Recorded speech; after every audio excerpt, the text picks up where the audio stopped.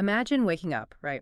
You're pouring your morning coffee, casually scrolling through the news on your phone, and you suddenly realize that your face, your fingerprints, and your legally binding digital signature have just been sitting on a dark web hacker forum for like 2 entire months. Yeah, it's a nightmare scenario, It really is. And then imagine your government looking you straight in the eye on national television and saying, don't worry, they didn't get your password. which is just, I mean, it's wild. It's exactly the scenario we are unpacking today. Welcome to the deep dive. And if you're listening to this right now and thinking, well, hey, at least my password is saved, so I'm fine, you are about to get a serious masterclass in how modern cloud infrastructure actually works. Right, and how certain entities out there will totally manipulate the public's misunderstanding of that infrastructure, basically for profit. Exactly. Our mission today is highly, highly specific. So a threat actor known as Pampa Leaks, or La Pampa Leaks, they dropped this massive data dump. And along with it, a really detailed intelligence dossier. And their stated goal, which was written directly in their communications, was literally to, and I'll quote it here, actualizar y analizar lo que me fue enviado por Pampa Leaks. Right, which means to update and analyze what was sent to them by Pampa Leaks. So we're taking that directive literally today. We are going to update and analyze every single claim in this dossier. But before we jump into the actual mechanics of this whole operation, we really need to set some parameters for how we're handling this information. Oh, absolutely. Because the sources we're working from today, they are raw, they're explosive, and honestly, in some cases, they're highly politically charged within Uruguay. Yeah, so we need to be crystal clear with you, the listener. Our goal today is not at all to play judge and jury here. We are not taking a side in Uruguayan politics. Definitely not. We are endorsing illegal hacking, and we're not endorsing any of the political viewpoints in the source material. We are simply putting this Pampa Leaks dossier under a microscope. We are impartially breaking down the fascinating and frankly terrifying mechanics of a modern digital information war, exactly as the data and the forensic analysts present it to us. Right. So with that baseline established, let's look at the inciting incident. Because in May 2026, the Uruguayan state telecom company Antel, they suffered this massive breach to their digital identity platform. Right, the platform is called TuID, which translates to your digital identity. So let's pause right there to establish the stakes, because TuID isn't just like a random website where you go to pay your phone bill. No, not at all. This is Uruguay's national digital identity bedrock. It handles biometric logins, we're talking fingerprint data, facial recognition vectors, the works. And even more critically, it processes these things called advanced electronic signatures. Right, and that is the linchpin of this whole thing, because under Uruguayan law, an advanced electronic signature that gets processed through TuID, it carries the exact same legal weight as a notarized handwritten signature on a physical piece of paper.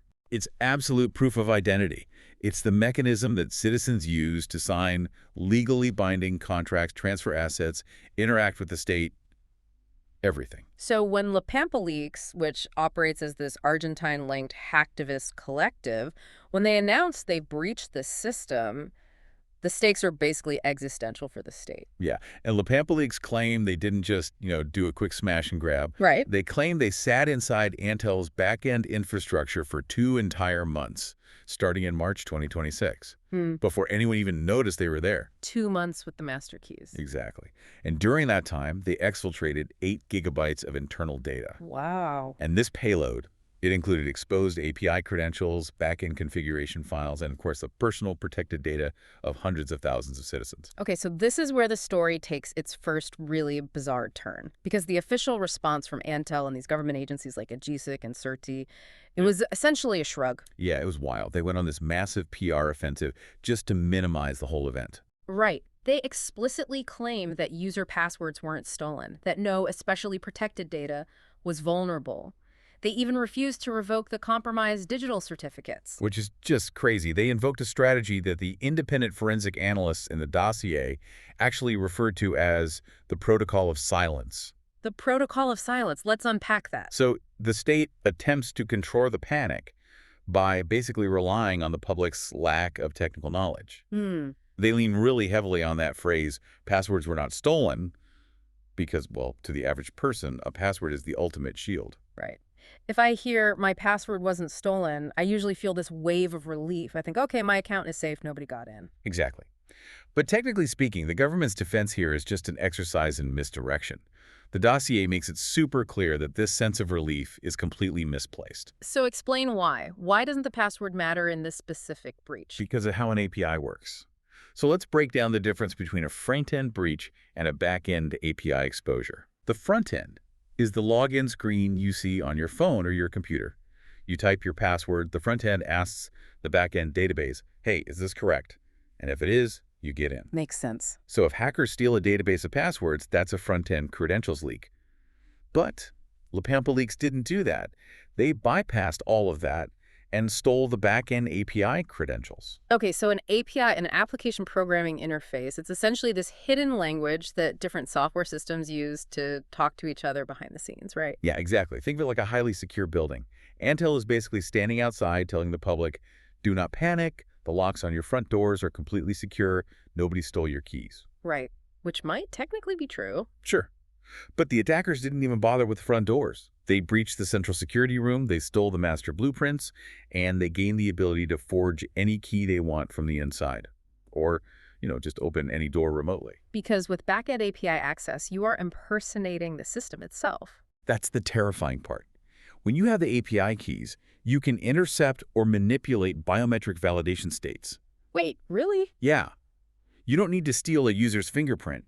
You just send a command through the API that says, I am the system, and I confirm the fingerprint provided is a match. Oh, wow. You can spoof those legally binding digital signatures. You do not need a user's password if you are operating inside the very engine that verifies the passwords. That is just a terrifying distinction. And it seems like the Uruguayan public, or at least the tech-savvy portion of it, they saw right through the government's PR spin. They absolutely did. Because the source materials we're looking at, they actually include this piece of viral culture that emerged right around this time. It's an MP3 track titled 8 gigas de nada, which translates to 8 gigs of nothing. I read through the lyrics of that in the dossier. It is a fascinating sociological artifact. Right. It basically functions as a digital protest song. It's incredibly cynical and, frankly, brilliant. The song directly mocks this whole protocol of silence. It talks about how the state aggressively sold everyone the concept of the cloud pushing citizens to adopt digital wallets and electronic signatures, but then they just left the master keys sitting on a shelf for anyone to grab. Yeah, there's a great line in there about how the nation's cybersecurity is held together with Mozilla, which is essentially putty or spackle. Exactly. The song just perfectly captures the cognitive dissonance of that moment. The government is telling the public that nothing happened, while 8 gigabytes of core infrastructural blueprints are actively being traded on dark web forums. People were waking up to the fact that their unchangeable biometric data was out in the wild, and the state was just washing its hands of the responsibility. So why? Why would the state play this incredibly dangerous game? If the breach is that catastrophic, why pretend it's just a minor hiccup? Well, the dossier gives us the context for that. The Uruguayan government was right on the verge of rolling out this brand new, highly centralized national digital wallet, admitting that the foundational layer TuID had been completely compromised. That would totally annihilate public trust in this massive flagship project. Okay, that makes sense. But the narrative of institutional denial is really only the surface layer here, because if the actual hackers on the dark web were laughing at the government's response, the campaign probably should have just died there. Right. But this is where we transition into the primary document sent by PampaLeaks, and the story goes from a standard data breach to a full-blown corporate conspiracy. Yeah, this file is called bcalltd.pdf, and it is not what you usually expect from a hacker dump. No, not at all. It's not just like thousands of rows of stolen emails or raw code. It is a meticulously detailed manifesto. It's this 30-plus page forensic counterinvestigation, complete with citations, screenshots, structural analysis. And the target of this dossier is not the Uruguayan government. No. The crosshairs are aimed squarely at a private, UK-registered cybersecurity firm operating in Uruguay called BCA Ltd, or Birmingham Cyberarms, which is run by a guy named Mauro Francisco Caceres. And the accusation leveled against this firm is just staggering. PampaLeaks claims that BCA Ltd is orchestrating this massive, elaborate psychological operation, a literal Psy-Op against the Uruguayan public. Yeah, they allege that this corporate cybersecurity firm completely fabricated a rival hacker group named Ex-Presidents, which later renamed itself Dead Presidents, specifically to drum up fake cyber threats. Okay, wait, hold on. Let me just get this straight. You're telling me a legitimate corporate cybersecurity firm is allegedly inventing a fake gang of dark web That hackers? is the claim, yeah. It's like a firefighter secretly setting small trash can fires around town just so he can rush in with his sirens blaring, put the fires out, and hand the mayor an invoice for his heroism. I mean, that sounds like a movie plot. It sounds absurd until you look at the economics of the threat intelligence industry, which the dossier breaks down in great detail. See, BCA Ltd doesn't sell standard antivirus software for your laptop. They sell enterprise-level threat intelligence subscriptions. And according to the pricing tiers revealed in the leak, these subscriptions range from like $7,500 up to $29,000 a year. Jeez. So they are selling early warnings. They are selling the promise that they know what the hackers are doing before the hackers actually strike. Precisely. But here is the economic reality of threat intelligence. Mm-hmm. To sell the cure, you have to invent the disease. Wow. If the cyber landscape in Uruguay is quiet, if there are no hackers targeting local municipalities or tax offices, then nobody feels the urgency to spend $30,000 on a threat intelligence dashboard.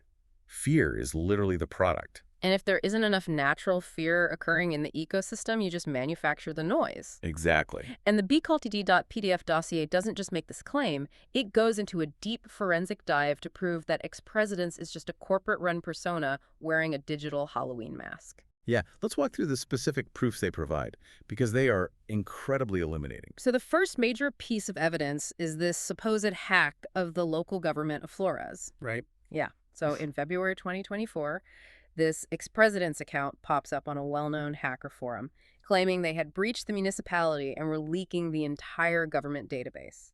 And they uploaded a file as proof. And here is the fatal flaw that the dossier points out. The entire database file they uploaded was only 39.6 kilobytes. Which is hilarious. Right. Let me put that in perspective for you listening. A single low-resolution selfie on your smartphone is roughly 2 to 3 megabytes.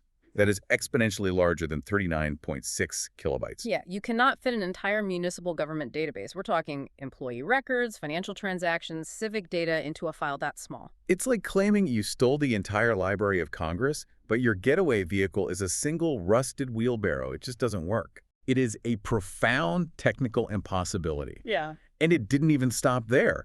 The behavior of this ex-president's account was completely contradictory to how real threat actors actually operate. How so? Well, when they posted this supposed database, the download links were broken. And when real forum users replied, complaining that the links were dead, ex-presidents either ignored them entirely or just reposted the exact same dead links. And they had their direct messaging turned off, which is just, if you are a real threat actor, your entire goal is either to sell stolen data or to build a fearsome reputation in the underground so you can extort victims. Exactly. Turning off your private messages is like opening a black market store, locking the front door, and hiding the cash register. It makes zero operational sense. Unless, of course, your target audience isn't actually the other hackers on the forum. Right. But we'll get to that. First, the dossier gets really technical when it dissects how ex-presidents faked these massive infrastructure hacks using something called Stealer logs. This is a great section. Yeah, they claim to have breached major national institutions, specifically the DGI, which is the tax office, and the Republica AFA, a major pension fund. They made it sound like they had cracked the main servers, Ocean's 11 style. But they didn't. No. The dossier proves they just found Stealer logs. So can you break down the mechanics of a Stealer log for us? Like, where does this data come from if it's not an actual infrastructure hack? This is a really crucial distinction in modern cybersecurity. So Stealer log is basically the byproduct of an incredibly common low-level malware infection. Okay. Imagine a mid-level employee at the tax office is at home on their personal laptop. They try to download a pirated piece of software, or maybe they just click a bad link in a phishing email. They accidentally install an information stealer malware, something like Redline or Raccoon Stealer. And this malware just runs silently in the background of their computer. Yeah, it doesn't lock the screen, it doesn't demand a ransom like typical ransomware, it just quietly scrapes the computer. It pulls all the saved passwords from the Google Chrome browser, it grabs the active session cookies, and it zips them all up into a file. Then the malware automatically sends that file back to the attacker, usually via some automated Telegram channel. And eventually, that stolen data gets indexed. Exactly. These massive troves of individual infected computers get aggregated, they're sold on the dark web, And eventually, they get ingested by legitimate corporate intelligence platforms, sites like IntelX or Socradar. So bringing this all back to BCA Ltd. And the fake ex-presidents group, they didn't hack the tax office. Not at all. They simply logged into Socradar or IntelX, found a Steeler log belonging to one unfortunate guy who works at the tax office who got malware on his personal laptop. They pulled his browser cookies. Wow. They used his cookie to log into an internal employee portal, took a screenshot of the dashboard, and then posted that screenshot on a hacker forum claiming, "Behold, we have breached the tax office mainframe." They basically took a low-level, individually compromised credential, dressed it up with some edited HTML, and passed it off as this devastating systemic back-end breach. Exactly. And the dossier also points out the VPN manual incident, which is just almost comedic. Oh, the Fortinet manual. Yes. Ex-presidents claimed they hacked the Uruguayan post office's VPN and leaked the configuration data. But the Pampa Leaks dossier shows that the leaked file was literally just a publicly available Fortinet connection manual. Anyone could download it from the vendor's website. They just changed the file name to make it look nefarious and classified. It's so sloppy. And what's vital to understand here is that the actual hackers on these forums, they immediately spotted the fraud. Oh, right away. The dossier shows screenshots of real threat actors just mocking ex-presidents in the replies. Forum administrators were actively deleting their posts and moving them to the trash sections because the data was so obviously fake. So if the actual hackers knew it was a joke, and the forum admins were deleting the posts, the campaign should have failed, right? You would think so. But it didn't fail. It became national news in Uruguay. Right. So how does a fake 39-kilobyte hack go from being laughed off a dark web message board to causing a national panic? That is the most damning part of the entire bcult.pdf dossier. It outlines the mechanics of this media laundering machine. Yeah, let's look at that. Because BCA Ltd didn't need to convince hackers. They needed to convince the general public, and to do that, they needed a megaphone. So the dossier breaks down this very specific four-step cycle of misinformation. Let's walk through that cycle. Step 1, the fabrication. BCA Ltd's fake persona, ex-presidents, posts a trivial or entirely fake vulnerability on a dark web forum, like that Fortinet VPN manual. Right. Then, step 2, the discovery. Almost immediately after the fake hackers post the data, BCA Ltd's official corporate X, or Twitter account, miraculously discovers this obscure forum post and tweets out an urgent, highly professional threat alert to their followers. It's just shocking timing, right? Step 3, the feed. BCA Ltd takes this manufactured alert and feeds it directly to the mainstream press. The dossier specifically names a journalist, Juan Pablo de Marco at El Observador, which is a major, highly influential Uruguayan newspaper. And finally, step 4. The amplification. El Observador publishes a terrifying full-page article about a sophisticated new cyber threat targeting Uruguayan infrastructure. And who do they cite as the elite cybersecurity experts who bravely uncovered this hidden threat? BCA Ltd. Exactly. It creates a perfectly closed loop of corporate propaganda. They invent the fire, they sound the alarm, and then they use the newspaper to essentially hand out their business cards to terrified executives who are reading the morning paper. The audacity of this operation is wild, but it reached an absolute fever pitch during the actual TuID breach. Because the TuID breach wasn't fake. No. The Pampa Leaks executed a real devastating 8-gigabyte backend API breach. And according to the dossier, when this happened, BCA Ltd panicked. They were suddenly losing control of the threat narrative in Uruguay. A real player had just entered the board. So they tried to hijack the reality. The dossier claims that BCA Ltd went back to their media contact at El Observador and just spun a totally new story. Yeah. They had El Observador publish an article claiming that their fake group, which was now calling itself Dead Presidents, had actually bought the access to the TuID platform from an initial access broker. And they claimed that La Pampa Leaks was just a secondary, lower-level player who leaked the data later. We really need to define what an initial access broker or an IAB actually is, because it shows just how sophisticated the lie was. Go for it. In the modern cyber underground, hacking is a highly specialized supply chain. An IAB is a specialist who does nothing but find the initial way into a network, say, by cracking an old VPN password or finding an unpatched server. Right. They don't actually steal the data, they just prop the door open, and then they sell the coordinates to that open door to ransomware gangs or data extortionists. They are the lockpickers. They sell the open window to the highest bidder.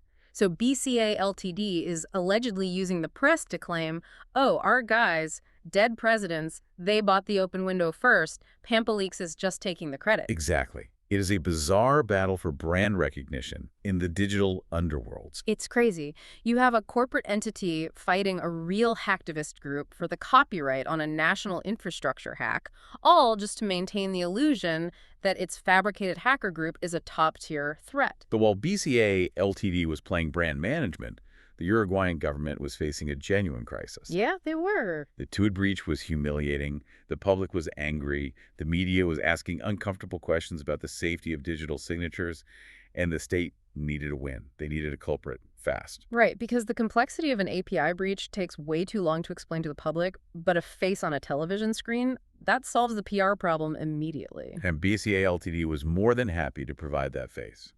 This brings us to the doxing drama and the scapegoat. Let's get into it. The dossier details how BCA Ltd and El Observador teamed up to publish this exclusive investigation. The narrative they sold to the public was that their hacker group, ex-presidents, got into an underground feud with the mastermind of Pampa leaks. A hacker turf war. Exactly.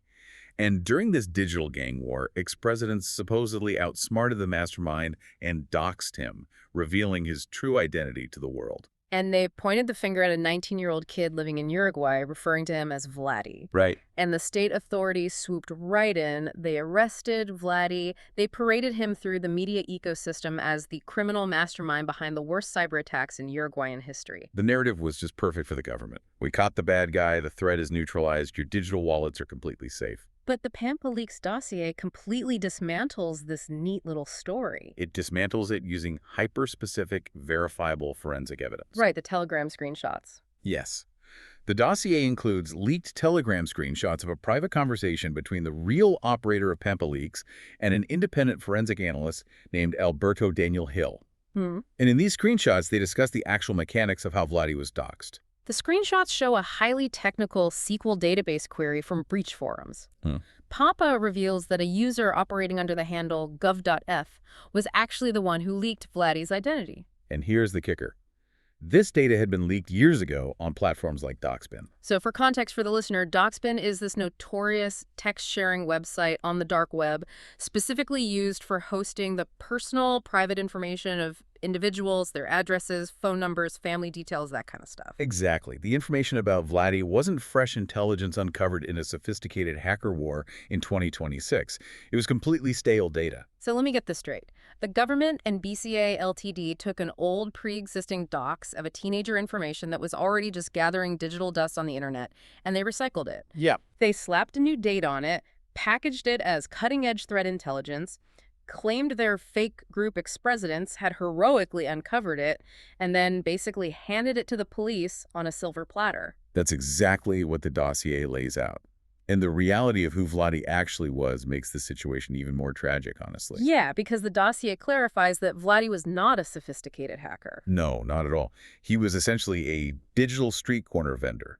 He was a low-level reseller of PempaBot tokens. A PempaBot token, meaning he just bought access to an automated Telegram bot that does low-level lookups, and he was reselling that access to other kids for a few bucks. Right. He did not possess the technical capability to execute a highly sophisticated, multi-month stealth infiltration of the back-end API of a national telecom provider. No way. To pull off the TuID breach requires an intimate understanding of cloud architecture, identity management protocols, and API endpoint vulnerabilities. Exactly. Vladdy was simply the weakest link in a very long chain, and he was sacrificed to appease the public's demand for a villain. It is the ultimate alignment of convenience. The state gets their perp walk to show the public they're in control. BCA Ltd gets front-page billing in El Observador as these elite cyber investigators, which justifies their massive subscription fees. And the real systemic vulnerabilities in the TuID infrastructure, they remain completely unaddressed, swept under the rug of this PR victory. The machinery of this cover-up is so tight, so mutually beneficial, that the public would never have known the truth if it weren't for the forensic dissident at the center of this story, Alberto Daniel Hill. Yes, let's talk about Hill's role here, because he really acts as the crucial independent verifier in this entire saga. Why is his perspective so vital to understanding the Pampa Leaks dossier? So Alberto Daniel Hill is a fascinating figure. He hosts a highly technical podcast called the Cybermidnight Club. But his real credibility comes from his history. Right. He was actually the first hacker ever imprisoned in Uruguay. It's a story so complex, it was actually featured on the international podcast Darknet Diaries. Oh, wow. Okay. And that experience with the state's legal and digital apparatus, it really transformed him.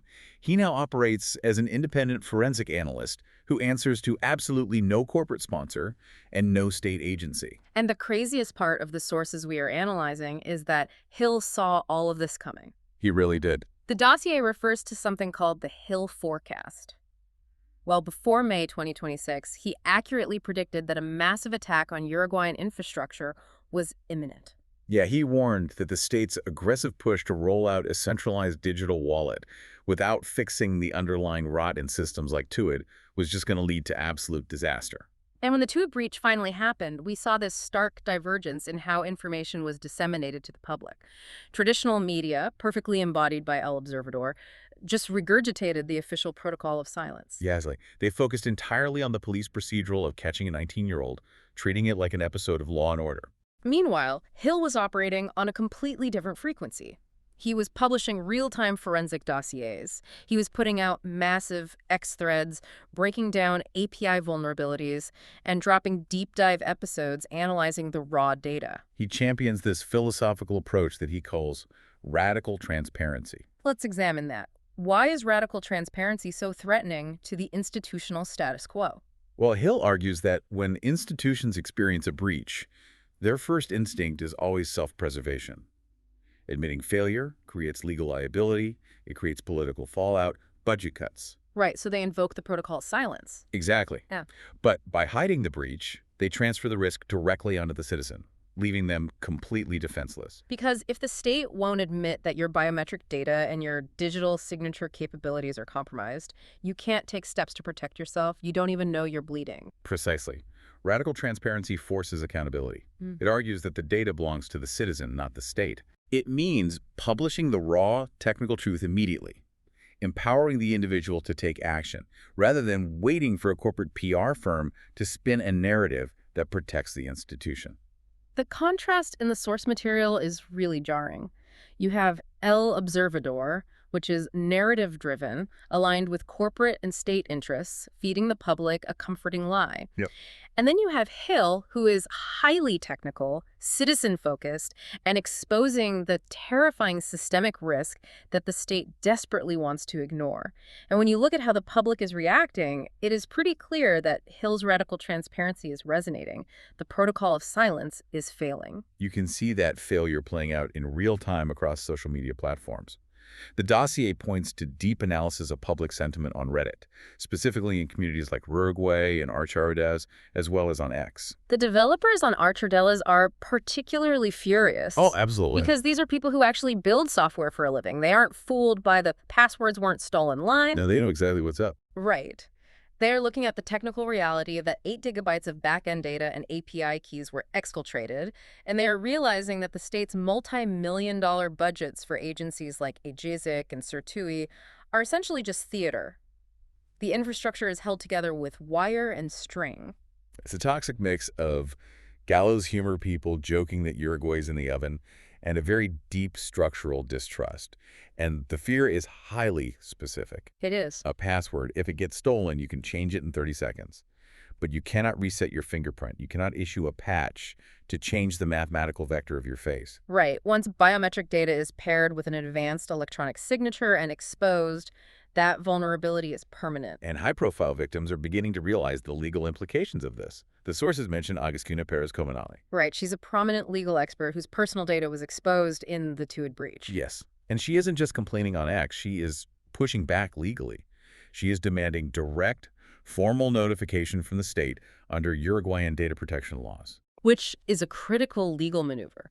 She is pointing out that the government is legally required to inform victims when their protected data is compromised. But the state is hiding behind press releases and corporate spin, just refusing to fulfill its legal obligation to its own citizens. Which brings us to the ultimate paradox of this entire deep dive.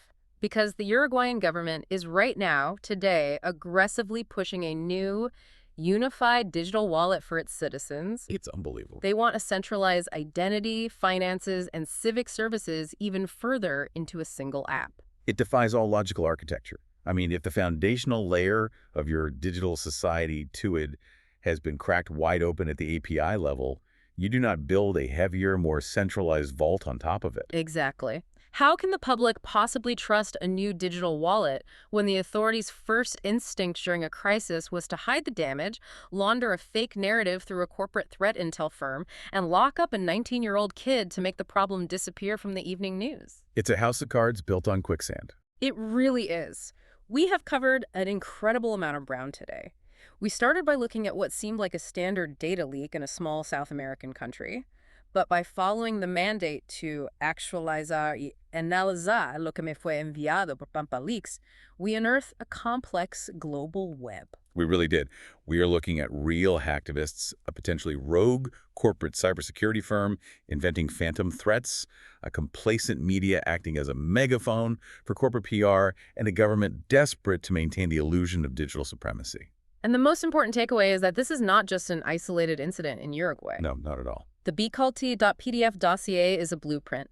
It exposes exactly how cyber warfare, corporate greed, and information control operate on a global scale. Yeah, so when the next major breach hits your country, you really have to ask yourself, who are you going to believe? Right. Are you going to believe the polished official press release telling you your passwords are safe? Are you going to believe the corporate threat intelligence firm that actively profits from your panic? Or are you going to look for the forensic dissidents, the raw data, and the uncomfortable truth? It fundamentally changes how you consume news about cybersecurity. And I want to leave you with the final chilling question to mull over as you go about your day. Good. We spend so much of our time and anxiety worrying about the shadowy, hooded hackers lurking on the dark web, trying to break into our lives. But this dossier forces us to look in the completely opposite direction. What happens when the architects of our cybersecurity, the very corporate firms we pay millions of dollars to protect us, realize that public fear is their most profitable product? Wow. If peace doesn't pay their massive subscription fees, will they simply manufacture the war? That is the muddy water right there. It makes you question the entire ecosystem. Thank you so much for joining us on this intense forensic exploration of the Pampa Leaks dossier. Until next time, stay curious, ask the hard questions, and maybe keep a very close eye on those API keys.